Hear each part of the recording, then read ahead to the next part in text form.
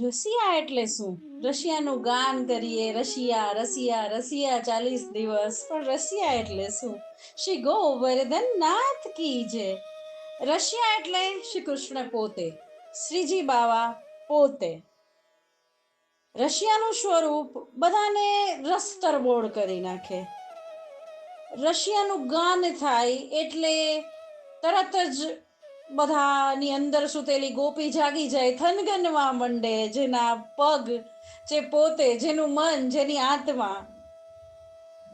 આધુનિક શૈલીના રશિયા આપણે જાણીએ જ છીએ, કઈ રીતે ગવાય છે, કઈ રીતે નૃત્ય થાય છે, કઈ રીતે ડફ બજાવાય છે, કઈ રીતે સંમેલન થઈ અને પ્રભુને યાદ કરાય છે.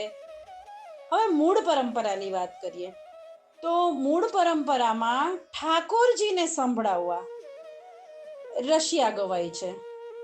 શું કામ, કઈ રીતે? કેમ કે રશિયા તો કોણ છે? શ્રીજી બાવા. એ છેલ છબીલો, એ છોગાડો, એ કૃષ્ણ, એ ગોવિંદ, એ ગોપાલ પોતે, એ યશોદોત્સંગ લાલિત, એ મથુરેશ, એ ગોકુળનાથજી, એ નવનીત પ્રિયાજી પોતે. હવે રશિયા ગાન કરીને આધુનિક શૈલી પ્રમાણે શું છે તો કે રશિયા ગાન કરીને પ્રભુને કહેવાનું છે કે પ્રભુ તું કેવો રસરૂપ છે, મેં તારી રસરૂપતાને જાણી તારી કૃપાથી, અને એ જ તને કહેવાની છે શ્રી ઠાકોરજી.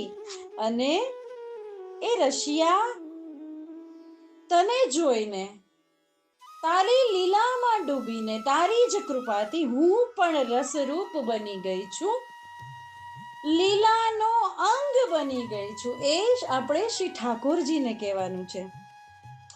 ઉદાહરણથી સમજીએ, વિશેષતા સમજીએ. જેમ કે આપણે રશિયા ગાઈએ, મેરો ખોઈ ગયો, ઓ મેરો ખોઈ ગયો બાજુ બંધ રશિયા હોરી મેં. હવે સમજવા જેવું છે કે ખાલી બેઠા હોય, ખાલી તાલી બજાવતા હોય, કે ખાલી સાંભળતા હોય, કે ખાલી ગાતા હોય તો બાજુબંધ ખોવાય? ના ખોવાય. પણ લીલાનો અંગ બની ગયા હોય તો ખેલતા ખેલતા બાજુબંધ ખોવાઈ જાય. રસરૂપ પ્રભુ, એના રસરૂપ લીલા, એના રસરૂપ અંગો, એના રસિકતા માટે ગવાતું વર્ણન એટલે રશિયા. રશિયા માટે ગવાતું વર્ણન એટલે રશિયા. જેમ કે નૈનન में મોહગારી દઈ, પિચકારી દઈ, હોરી ખેલી ન જાય. અને એ જ કડીમાં આગળ આવે છે, કેમ કે સખા ભાવ છે, કાહે લંગર લંગરાઈ મોસકીની, કાહે લંગર લંગરાઈ મોસકીની.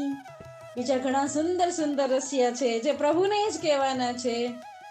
પીછે તે આયો નંદલાલ, રીબો પે રંગ ડાલ ગયો હે. આમ રશિયા એટલે છેલ છોગાડા Russia, Russia Russia. Shri Govardhan Nath કી જય.